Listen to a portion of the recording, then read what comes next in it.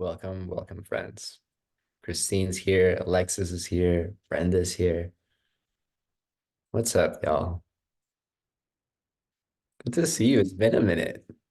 Aw. All right, let's get started with our meditation. Finding our seats, closing the eyes, taking a few moments just to give ourselves permission to be here.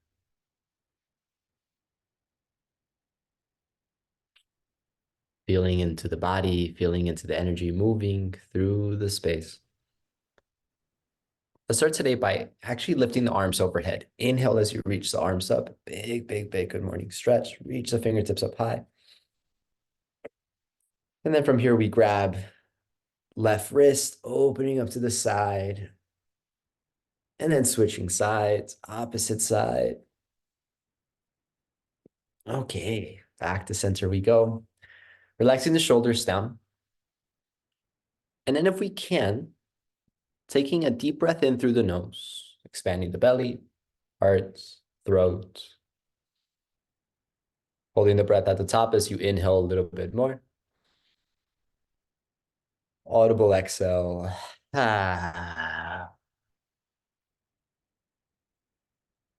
Inhaling our entire days through the nose.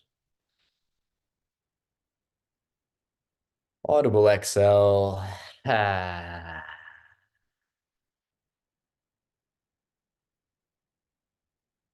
one, deep breath in through the nose, fill up. And this time with the lips sealed, exhale through the nose.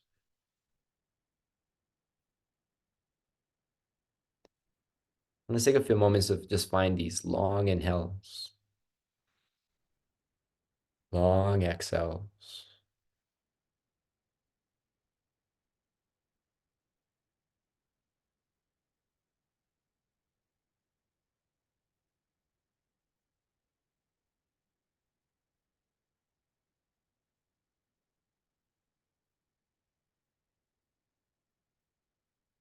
And just bringing attention to the hemispheres of the body, the left and right side of the body. Imagine an invisible line that cuts right through the middle of your body. Just take a moment to check in on the left side.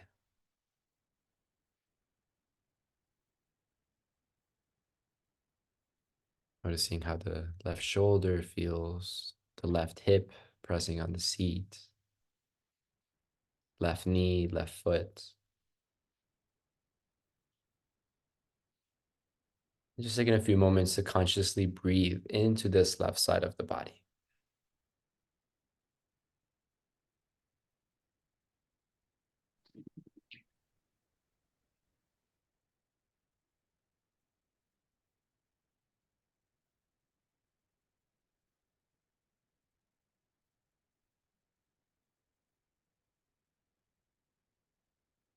And then we gently move our awareness to the right side of the body.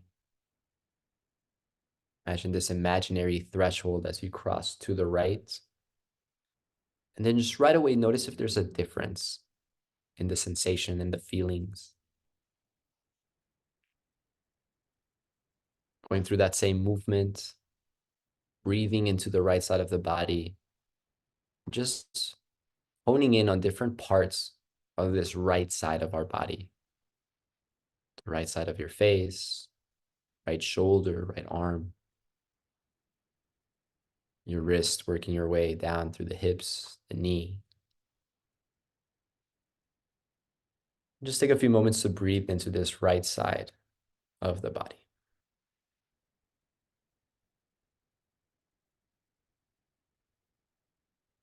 When you do this exercise, yogis, just noticing the difference and the feelings that come up. How did it feel to tune into the left? And how does it feel to tune into the right?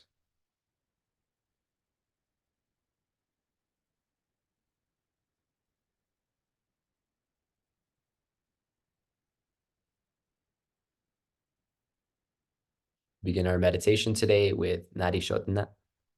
We'll take our right hand, bend the middle finger and the index finger down to the palm. Take your right thumb and seal your right nostril. From there, take a breath in through the left nostril. Inhale.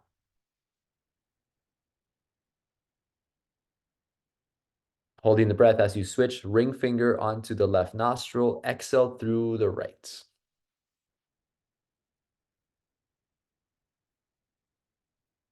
Inhale through the right. Switch, and you exhale through your left. And then continue your Nadi Shodhana at your own pace, but focusing on finding longer exhales and longer inhales each time. Give yourself permission to do this, and when it's time, I will guide you through.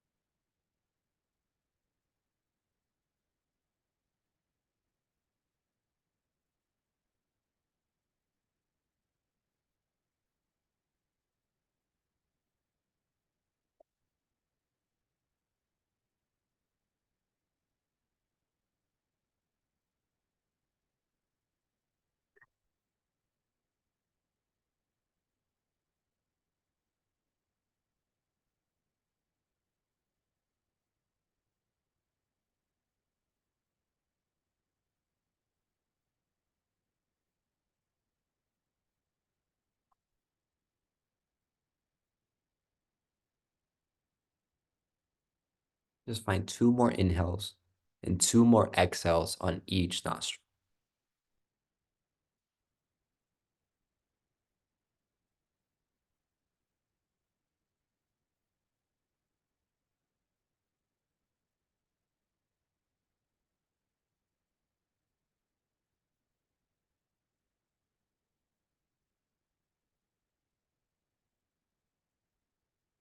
And once you're finished, exhale entirely through both nostrils. Slow breath in through the nose, filling up the belly. Allowing the shoulders to melt as you lift the top of the head up towards the sky.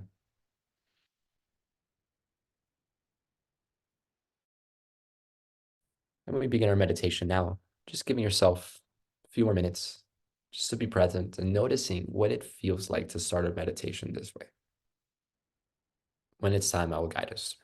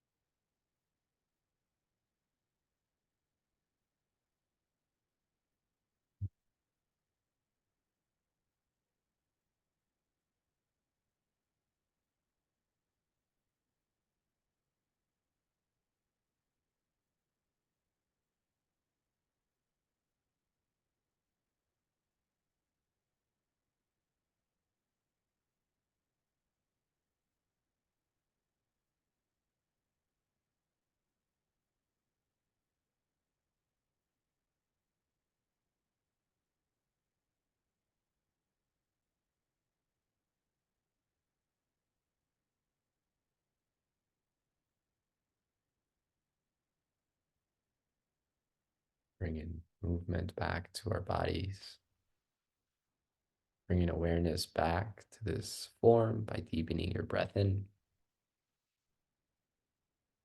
Gently follow your breath out.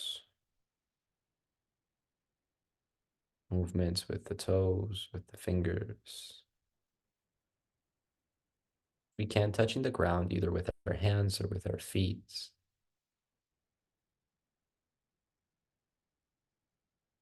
Just taking a few moments to connect with the heart of the earth.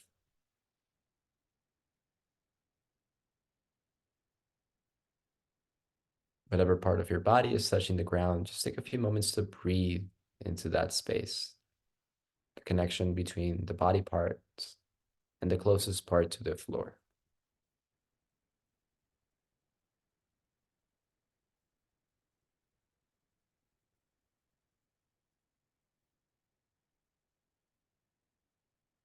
And then we gently, keeping the eyes closed, yogis, bring your hands to prayer by your hearts. Let me start this Friday, very special Friday, by calling in wisdom, calling in focus, attention, curiosity. We call in the capacity and the ability to empty our cups for today's class. We call in receptivity and alertness, not just for this class, but for the rest of our day.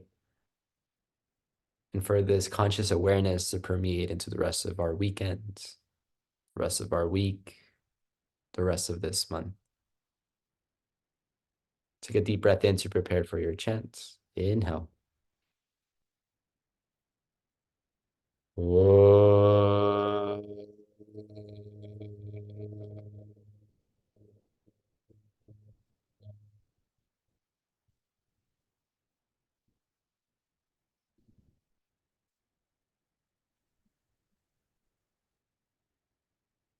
Hands to your third eye.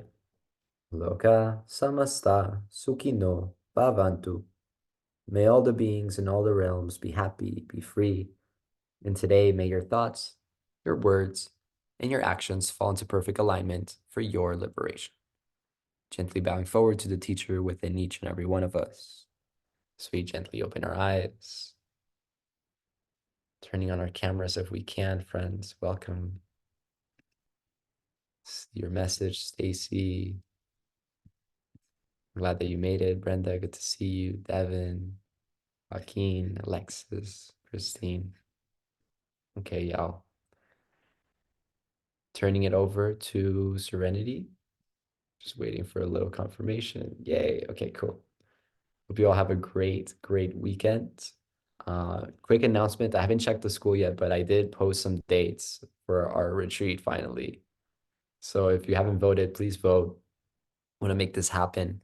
And I would love for this to be a thing that all of us can attend. So let me know. Send me a message on WhatsApp if something's coming up around that. And with that being said, I turn it over to Serenity while we switch spots. 1 second.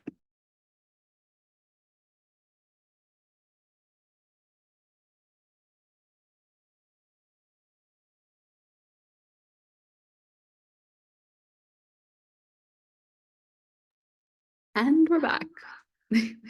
Hi, everyone. Good to see you.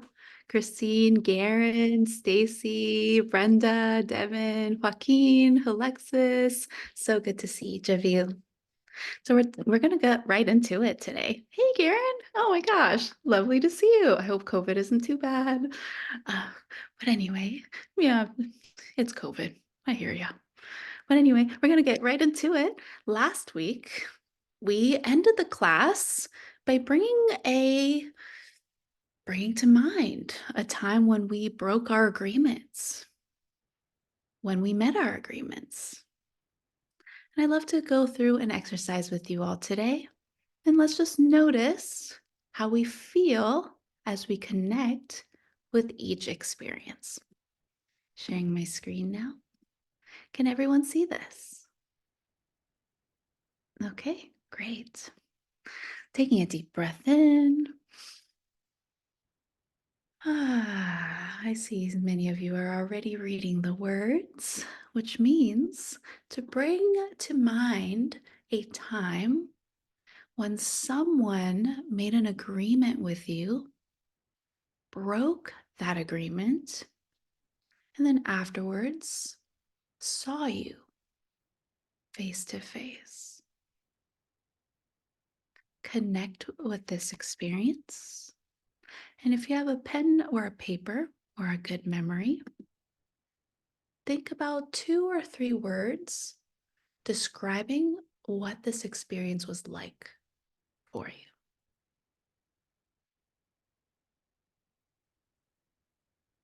A time when someone made an agreement and broke that agreement, afterwards saw you face to face.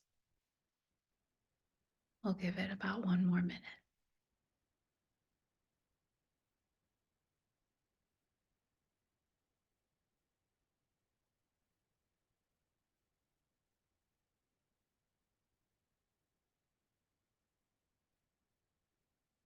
Noticing how the body feels, noticing emotions, noticing any thoughts.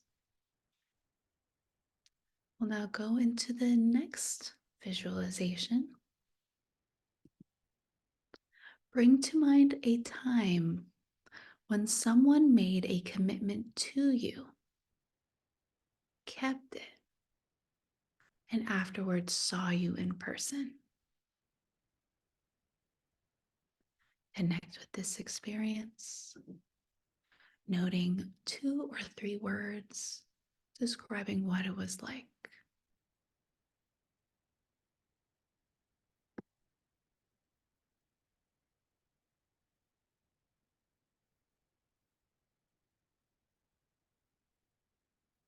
And Stacy, I just saw your comment. Bear with me.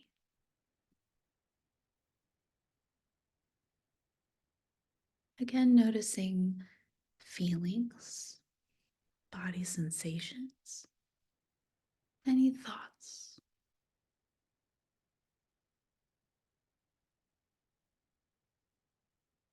Next, now think of an example when you made an agreement with someone. When you made an agreement with someone and you broke it, and afterwards you saw that person face to face.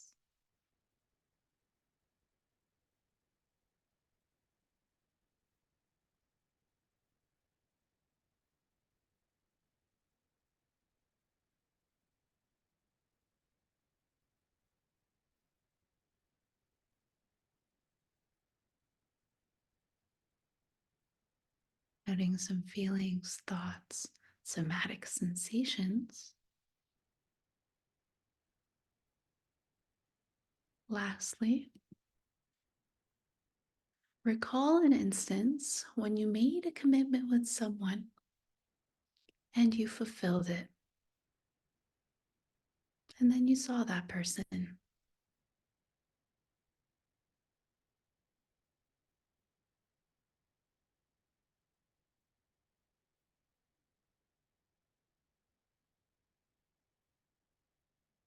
Again, noticing feelings, thoughts, and body sensations. Giving it another 10 more seconds.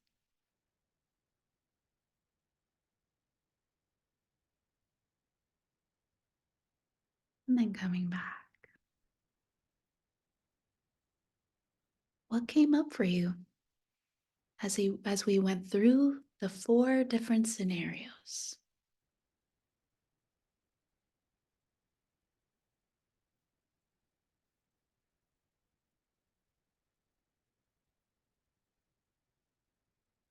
Let's start with the first one. When someone made an agreement with you, broke that agreement, and after you saw them face to face, how do you feel?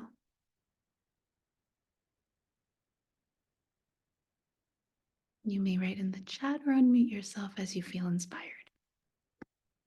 You feel upset. Yeah, you feel upset. Any other feelings, Devin? Mm, you feel lied to. I too. Yeah, I get a sense of like betrayal. Thank you for sharing, Devin. Alexis writes, betrayed, small, questioning, all understandable feelings. Would anyone else like to share what came up for them?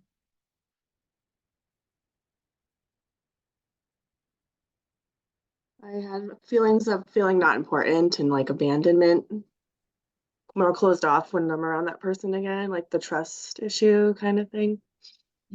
Yeah, you don't trust them anymore.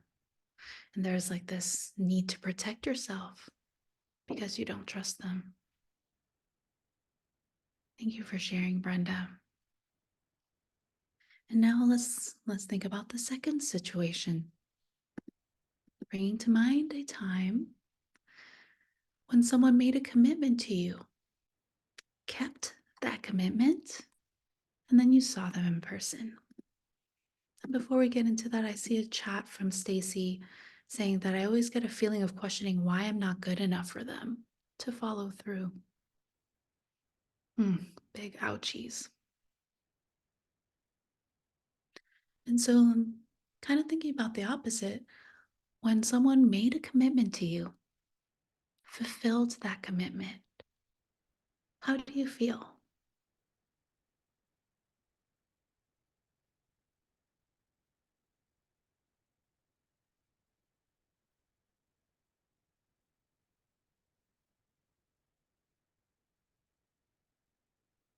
Who's going to go first?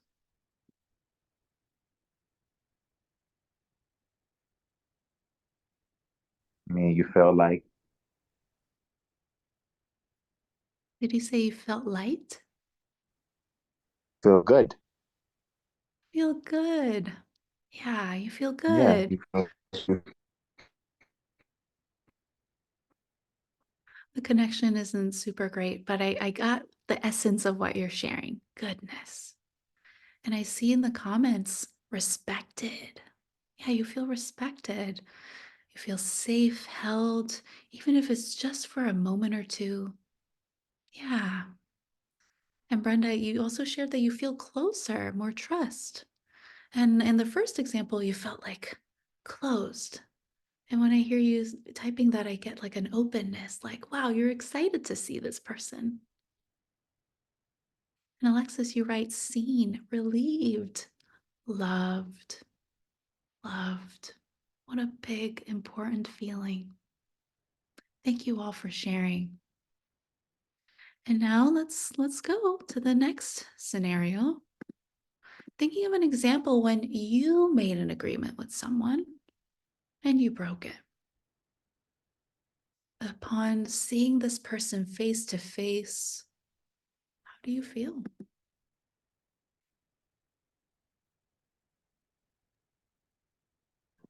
Feel ashamed.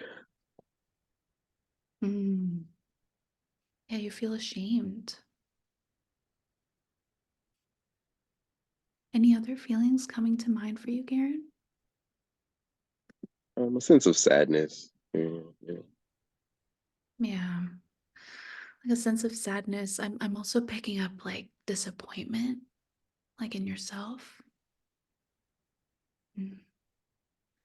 Thank you for sharing, Karen. What else is coming up for you all?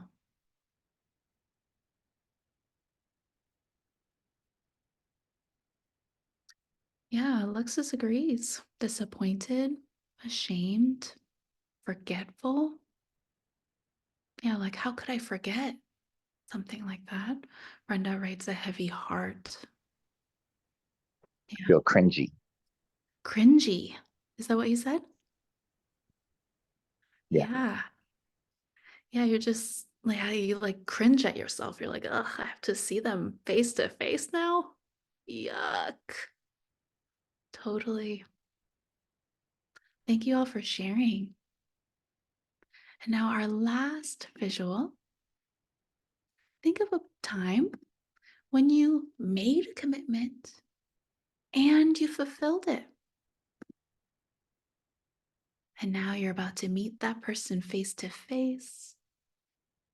How do you feel?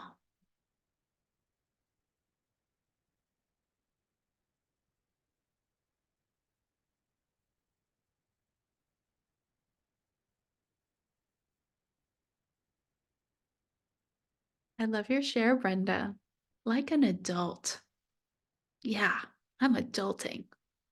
Uplifted and accomplished. Yeah.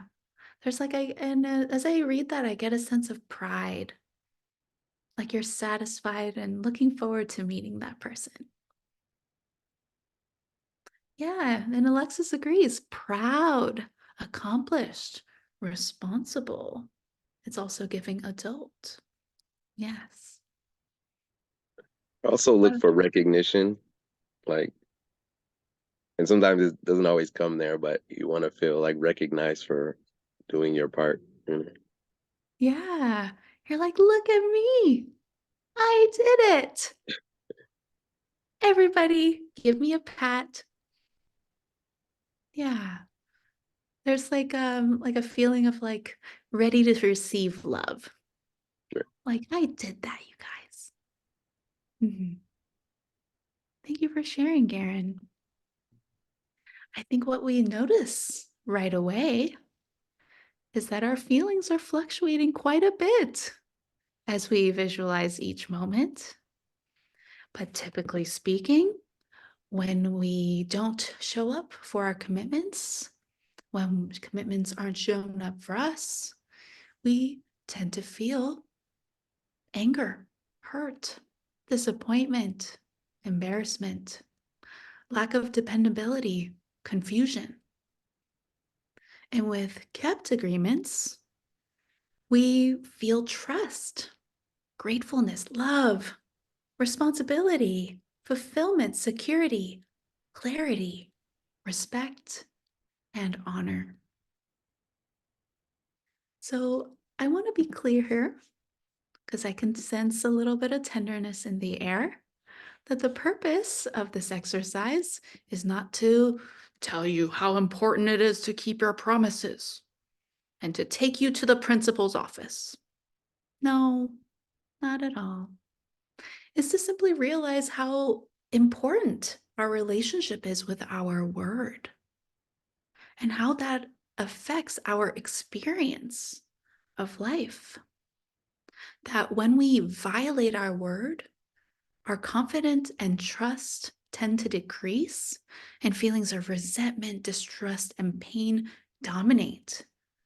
Whereas when we honor our agreements, confidence, trust increase, and we develop an experience, an environment of appreciation, affection, and harmony. And so when we're talking about karma, we're not talking about it in a way where it says something bad happens and we say, you deserve it. You made that for yourself. It's not a punishing force, but rather it's the cause and effect. When we break our agreements, we feel this way. When we keep our agreements, we feel this way. And what is it that we want to create in our lives? There's a story by Dr. William Sillin, chief surgery at Boston's Beth Israel Hospital. And it's in the book, Relationships That Work. This doctor tells his residents, I don't know the difference between major and minor surgery. I know that no one performs minor surgery on me. Similarly, I would like to suggest that there are no big or small agreements.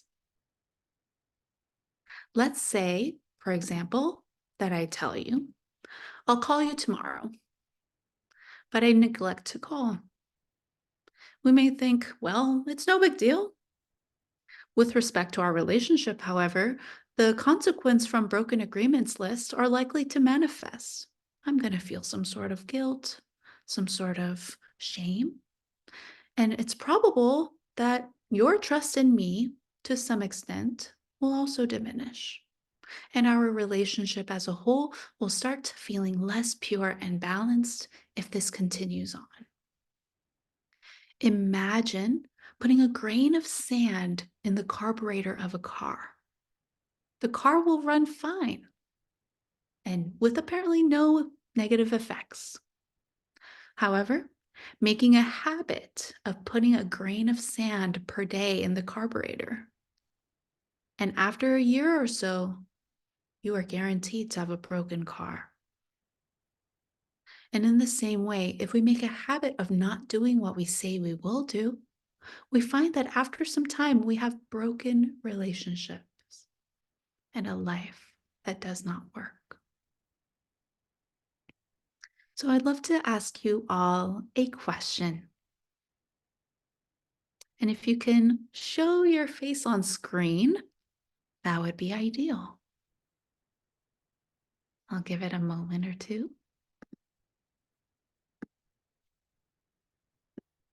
Thank you for showing up. I would love for you all to raise your hand if you keep at least 30% of the agreements you make with others.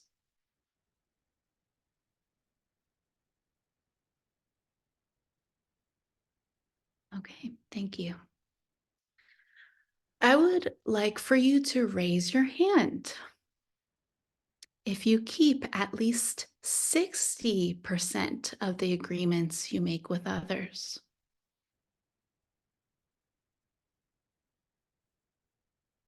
Okay, less hands.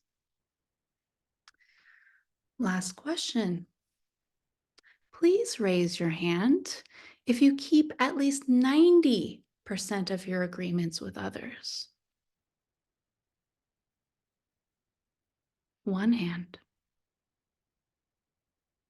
And now I'll ask you another set of questions. Please raise your hand if you keep at least 30% of your agreements with yourself. Okay, thank you. Please raise your hand if you keep at least 60% of the agreements with yourself.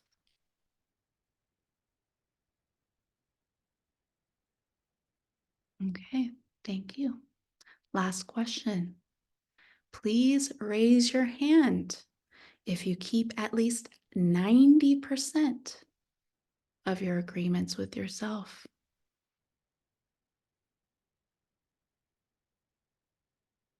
No hands.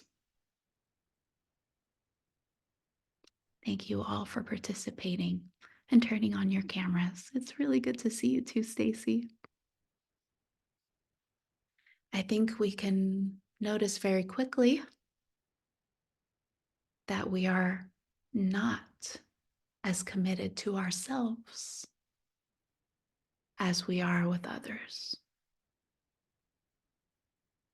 I'm curious what comes up for you as we ask these questions.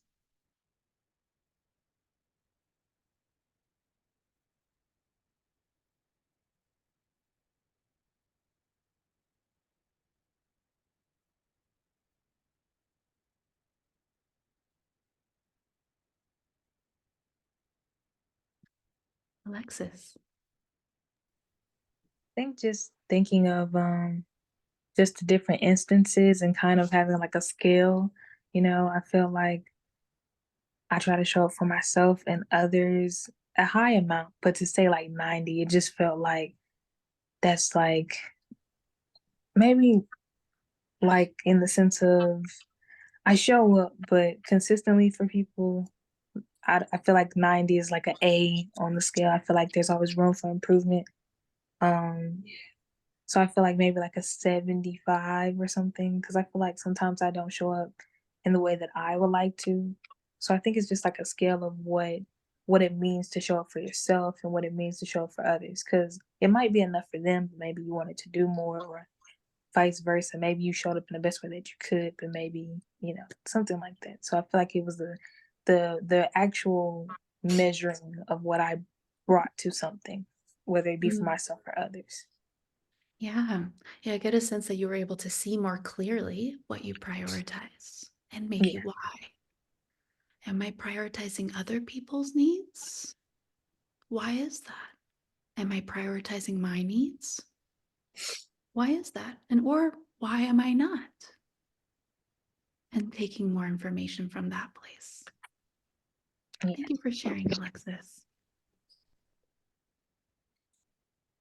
Brenda, I'm curious what came up for you. Oh, I didn't know I was unmuted. What was the question? Yeah, just noticing what came up when I asked a series of questions. Oh, Mhm. okay. Are you talking about the 4 questions that we just did, right? Sorry, my computer was having technical difficulties, so I was kind of distracted a little bit. Yeah, no worries.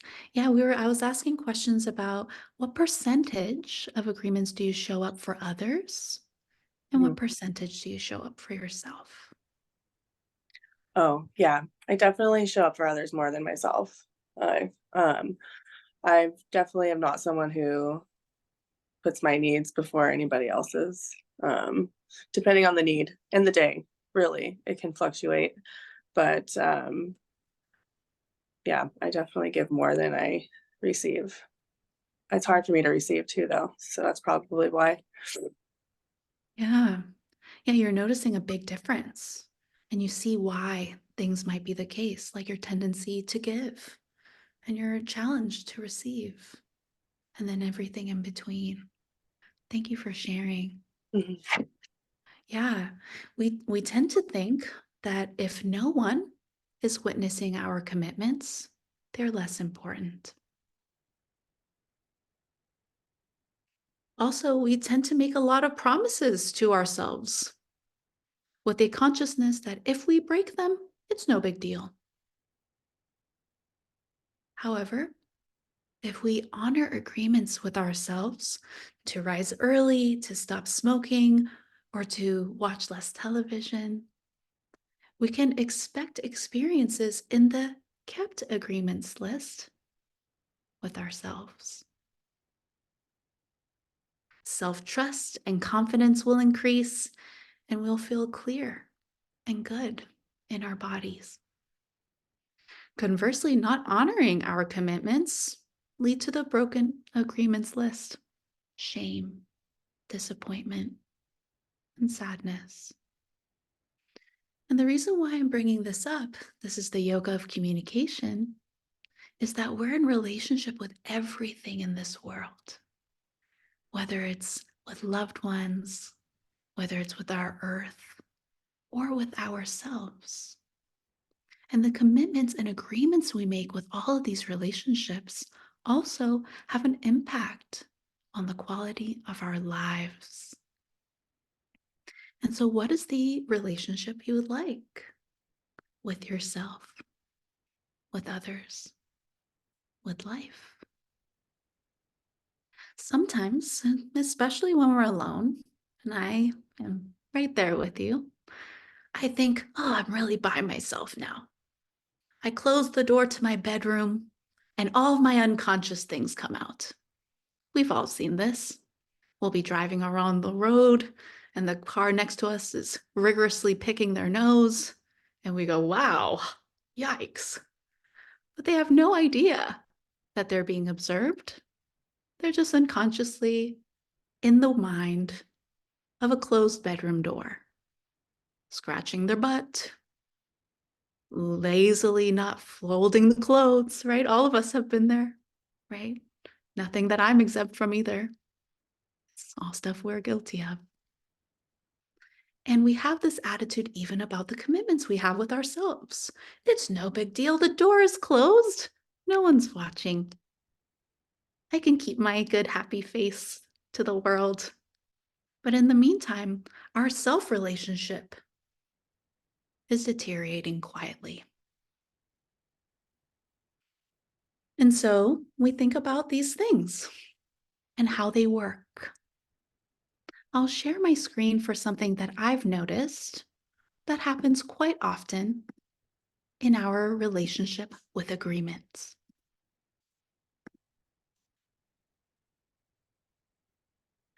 Keeping an agreement equals not keeping an agreement plus a good story.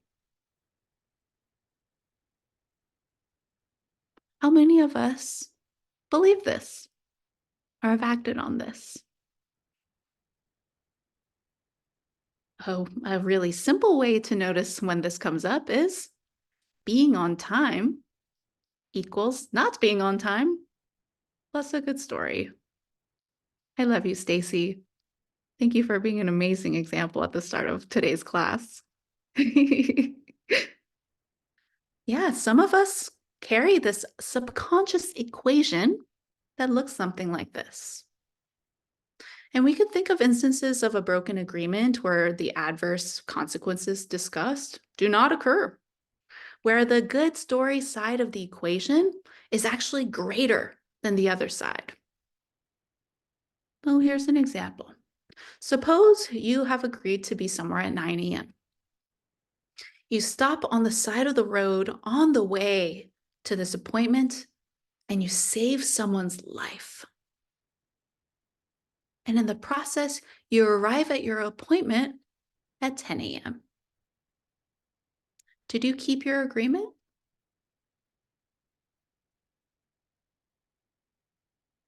I see Alexis being like, I don't know. It's a pretty good story. In fact, it's one that supported someone to survive another day. But did you keep your agreement? No. And although perhaps in this exceptional instance, the unpleasant results usually attending violated commitments will not happen because you served an even higher principle of saving a person's life, this equation still is not true. It is not that the one side of the equation is always greater than the other. It is simply that it is not an equality. Keeping an agreement does not equal to not keeping an agreement plus a good story. Being on time does not equal being on time plus a good story. And so, like I said, instead of a scolding or making you feel like you're in trouble, it's really just about noticing the natural effects of cause and effect, the laws of karma. And so I suggest that for the vast majority of occasions when we do not meet our word, we will experience some form of shame, disappointment, some sort of somatic sensation that says does not feel good. Our good stories for not honoring agreements rarely are in fact good stories. And our justifications don't negate the unpleasant experiences. Respecting our word ultimately creates a more satisfying experience of life and relationships rather than breaking our promises. Personal growth involves making challenging commitments and then honoring them. If we are not creating commitments in our lives, right, now that we understand this, some of us might say, I will never make a commitment ever. I'm done. Let's say we do that. We are not sufficiently stretching ourselves to expand our limits and possibilities. In fact, by doing that, we get smaller and smaller. When we give our agreement, we will probably find that despite our best efforts, though, sometimes we can't follow through. And we understand that as a part of the process. So instead of punishing ourselves, we show up with a spirit of learning. And so to close today's class, I want to show you a method a strategy for yourself and with others for handling broken agreements with integrity and maintaining relationships that lead all parties towards self-realization, even in our humanness. So how we handle broken agreements. I suggest trying the 5 A's. And the 5 A's you'll see are here. Acknowledge, accept responsibility, account, apologize, and amend. Now, how many of us have been really hurt by something and then someone says, I'm so sorry if I hurt your feelings? Does that feel good for you? I'll just be honest. That feels really terrible for me. If is what I want to say right away. If you made me upset, I just told you that I'm incredibly upset, right? There's like a way of apologizing, but also not fully acknowledging or accepting the responsibility. So here, we're taking full responsibility and ownership for our actions and also their effects. I acknowledge that I hurt your feelings when I didn't meet this agreement, and I accept full responsibility for the feelings that you have and for the ways I showed up. And then we go into account. And some of you might say, account? That sounds a little bit like storytelling. And in some ways, yes. Storytelling itself is not the problem. Explaining what happened itself is not the problem. It's the mindset that the story is so good that I did not break that agreement. That is something to question. But there is a healthy space for explaining the step-by-step process of what caused this to happen in your life. Like as an example, with saving a person's life on the way to an event. I was driving on the way to you. I made an agreement to meet you at 9 a.m. There was a car accident that happened right in front of me, and I needed to act in that moment to save this person's life. And that's a dramatic one. But even if our story isn't that great, sharing what was happening for us, that great, quote unquote, sharing what's happening for us allows the person that we're speaking with to enter our world and understand that our action, our mishap of not meeting the agreement was not actually a sign or a signal that we don't care about them, that we don't respect them, that they don't mean anything to us. Account is a way of saying, I really care about you. And then next, apologize. Not, I'm sorry if, but I'm sorry that. I'm sorry that I was late for our appointment. And then amend. Amend, I would say, is actually one of the most important parts because there is no accepting full responsibility without amending. And amending is where action comes in, right? Because our agreements, even the act of accepting responsibility, acknowledging and apologizing in other ways is another agreement. I will not show up in this way that hurt you in our future. And amending is the action step, the repair process that brings trust back into this relationship again.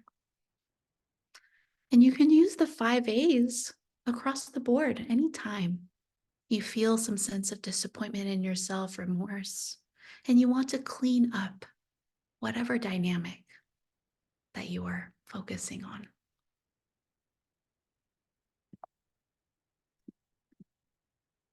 Through making and keeping agreements, we grow and strengthen our relationships. And I'm sure each of us can identify the things we could, should, and if I may put an edit here, and get to do better for our lives, for our relationship with ourselves and with others. A key element of trustworthy character is being a person of your word. Cultivating this trait is beneficial across the spectrum of our lives. Each commitment we keep to ourselves and to others is powerful, reinforcing our credibility, our trust and belief in ourselves. And creating trust in our words is an essential component of creating sacred space that engenders confidence, closeness, and a safe environment for personal exploration and development. And by creating commitments that are meaningful, life-enriching, and fulfilling, those agreements with ourselves and others then have a rippling effect where we create a culture of trust, security, and optimism. I'll pause here. Let's take a moment, about 30 seconds, to close our eyes and experience our experience.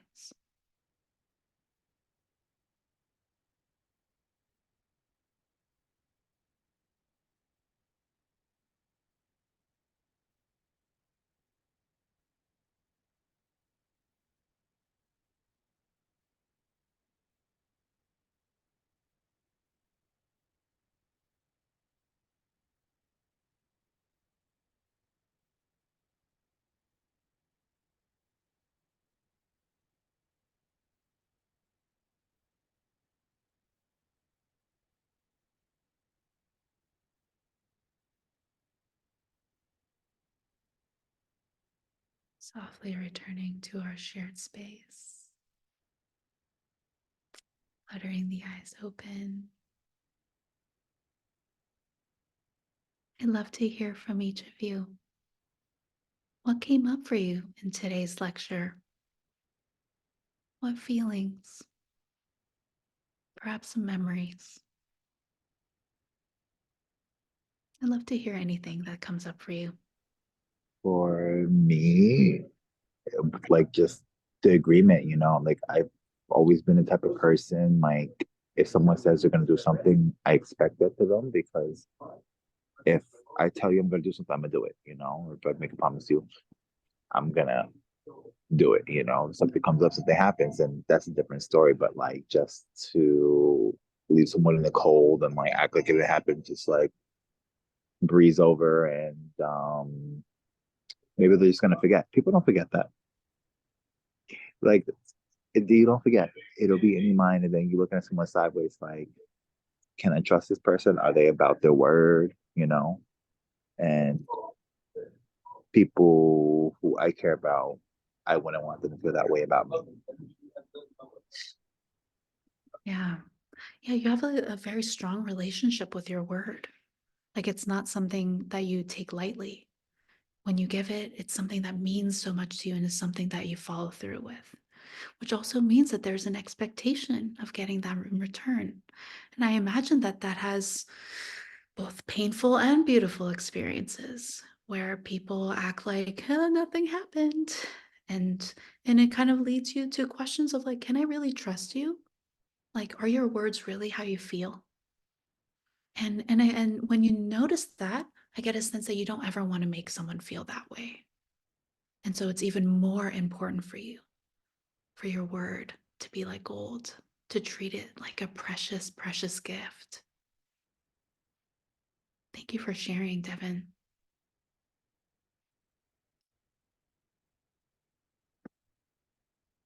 I see a comment from Joaquin who says, this reminds me of the 4th through 9 steps in the 12 steps of AA.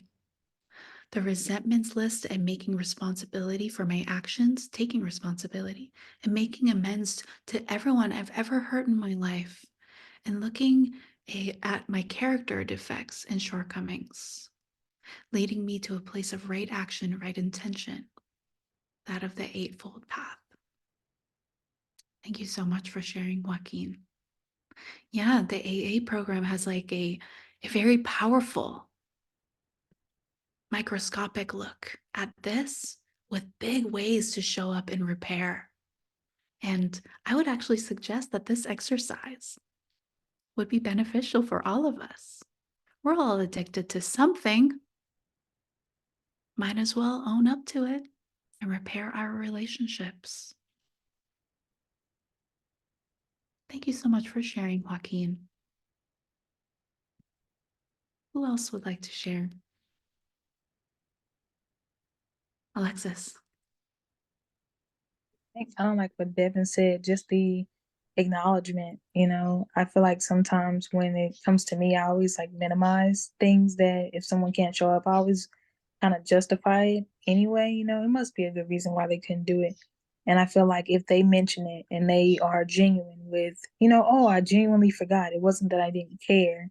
I feel like at least you acknowledged it versus not ever saying anything. It could have been because you forgot, but also just that commitment of being like, okay, I forgot, I'm really sorry, and I feel the same way. Like I try to acknowledge, whether it's something that I did or didn't do.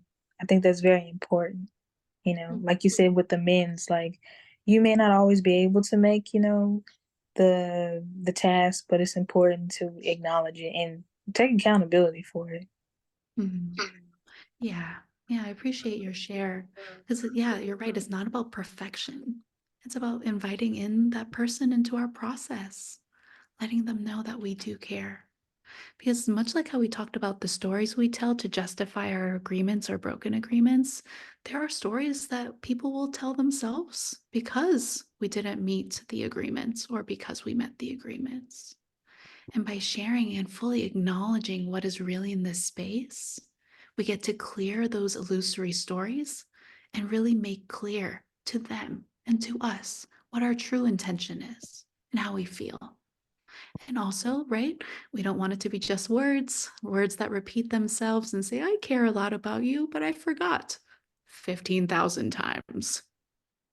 Right? That also doesn't work. So amends, I see you, Devin, being like, what do you mean 50,000 times? Right.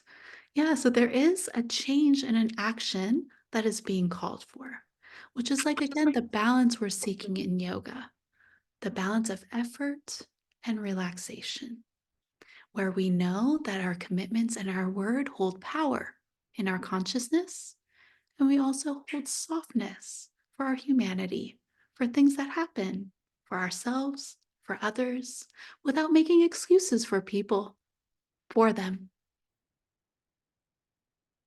Thank you for sharing, Alexis. Any other thoughts, feelings, emotions?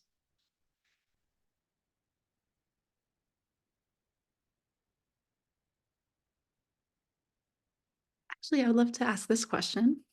How many of you felt like a resistance as we started talking about this?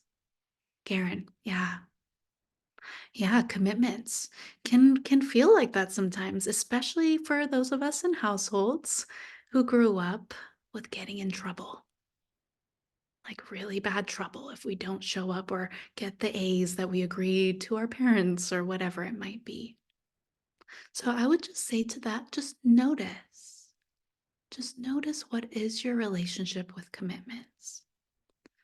All of us, like, because commitments are also a relationship, can experience different attachment styles even with commitments.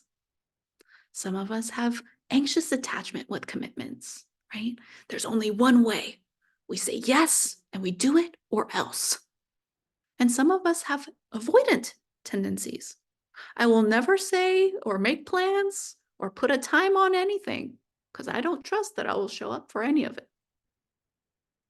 And what we're hoping to find really is that balance place, the secure attachment with our commitments, so that we don't, run away from the things that inspire our growth. And at the same time, we don't burn ourselves in the process. Is that making sense? Okay. Brenda, I'd love to hear from you. Yeah, what's coming up for you in this topic? Honestly, I'm having a hard time getting my brain to be able to develop it to come out of my mouth. Mm-hmm. Yeah, I don't feel comfortable right now saying anything right at the moment. Yeah, totally fair. If you don't mind me asking, without asking for specifics, what are some things you're feeling in your body? I guess I just feel nervous. Yeah. Yeah, nervous. Totally understandable. Mm-hmm. Yeah. I sometimes feel that too, especially with big commitments. Really big commitments. Like I remember when I was working, oh my gosh, so many moments, right? I'll tell you this. I was 18 years old. I just graduated high school and I made a commitment to go to India for a year. Whew. Let me tell you, I was super nervous. I was super nervous. But, and that's kind of like an obvious one. But there have been other times too where I felt nervousness. Like I remember the first time that I signed up for a yoga of communications course with Dr. David Wolf himself. I felt terrified, if I'm being honest, because I knew all of my bullshit was going to get called out. But I didn't know it at the time. I just felt really nervous. It was after I started doing all the shadow work and really looking at myself and doing like getting into the mud of my consciousness when I realized, oh, I was actually feeling nervous because there was a part of my ego that was like, no way, I am not doing that. And to the point where I didn't even know that my ego was acting that way. And I'm not saying you feel that way, Brenda, but just wanted to share that I can relate. I've been there so many times. Yeah. Nice to see you, Joaquin. Would you like to share something?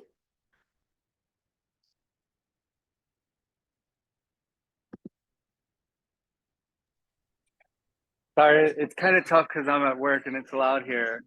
Let me run outside. It's a good topic. I was working at the same time and trying to pay attention as much as possible.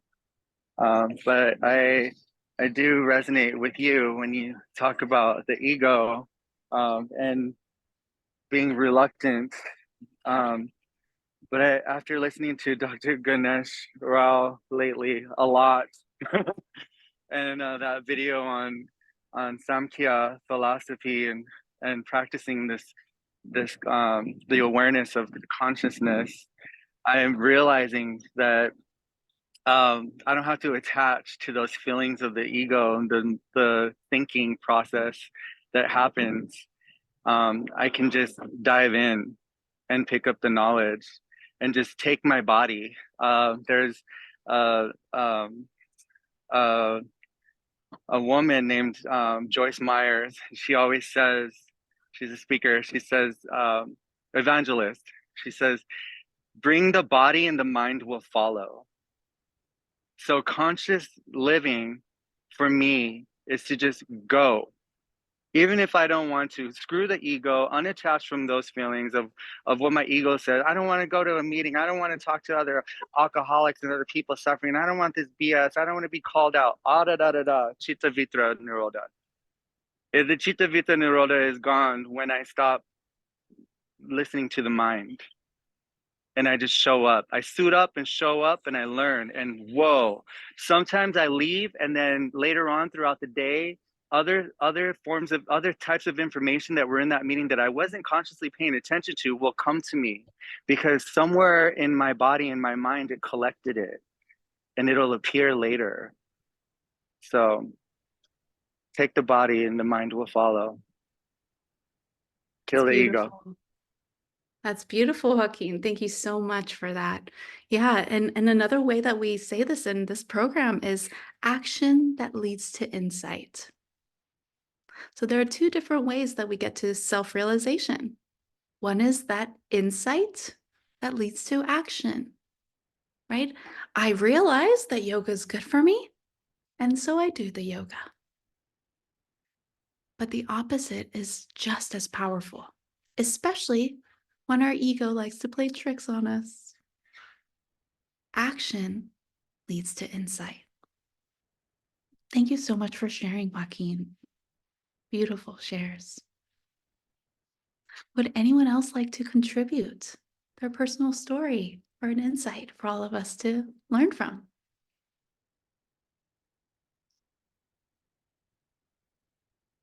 Maybe Christine or Stacy.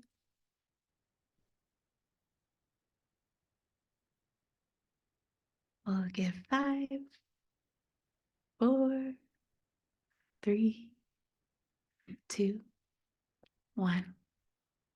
Thank you, everyone, for your shares today. I'm learning a lot from your contribution and also from, even recognizing my own things, right? Because all of us are studying together. So I would say for this class, just notice what feelings linger afterwards. Notice how you feel the next time you make an agreement with yourself and with another. And as an exercise, I would love for each of you to, before the end of the day today, make a commitment to yourself or to others and keep it. Something small, something approachable, that you can begin that self-trust building process. These little moments are what lead to big moments. And I'd be curious what comes up for you. As we always do, a round of pearls, a word or a short phrase, something that you are taking away with you from today's class.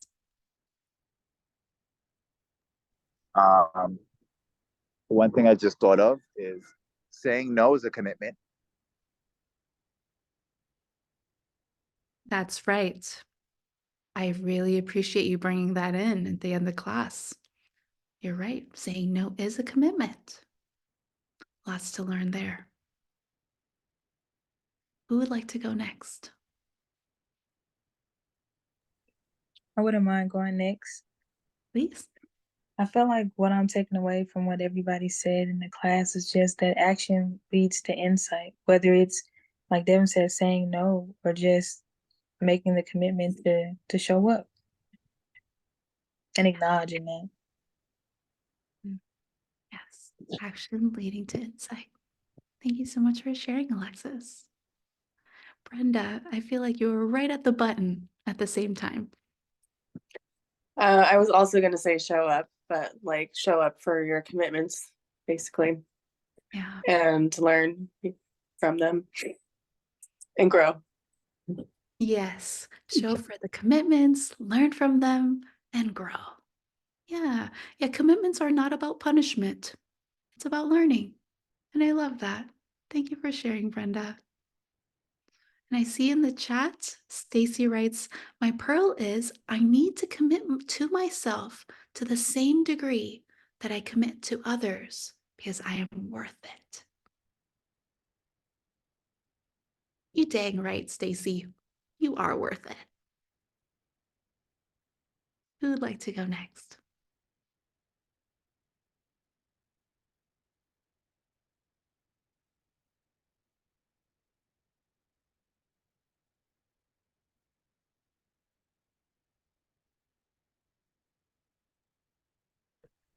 I don't have a pearl today, but I will say this made me feel a lot better. I've missed you guys, so this made me feel good to be a part of the class again. I was missing this. Oh, that is so beautiful, Pearl. We missed you too. Welcome back. So good to see you. And Christine writes, everything Joaquin said. Screw the chitta. That's great. For those of you who don't know what chitta is, it's the mind. It's the mind in Sanskrit. And the phrase that Joaquin was bringing up, chitta vritti nirodha, is the cessation of the fluctuations of the mind. And oh, speaking of everything Joaquin said, he did mention also a beautiful video by Dr. Ganesh Rao. He is, oh my gosh, a stunning teacher. Yes, Joaquin is like, praise Jesus. Yes, all of it. Yes. He is incredible. He comes from one of the oldest yoga schools in the world. He is that knowledgeable. And there's a video in the Samkhya section on school where he gives a specific lecture on this. Highly recommend it. Thank you for sharing, Christine. Screw the chitta. Who'd like to go next? Or did everyone go? I think so. All right. Well, in that case, thank you everyone for coming to class. I love you all so much. And may we show up for our commitments to ourselves and others and create that culture of love and care wherever we go. Wishing you a wonderful Friday. Have a great weekend. Everyone, Bye. be nice.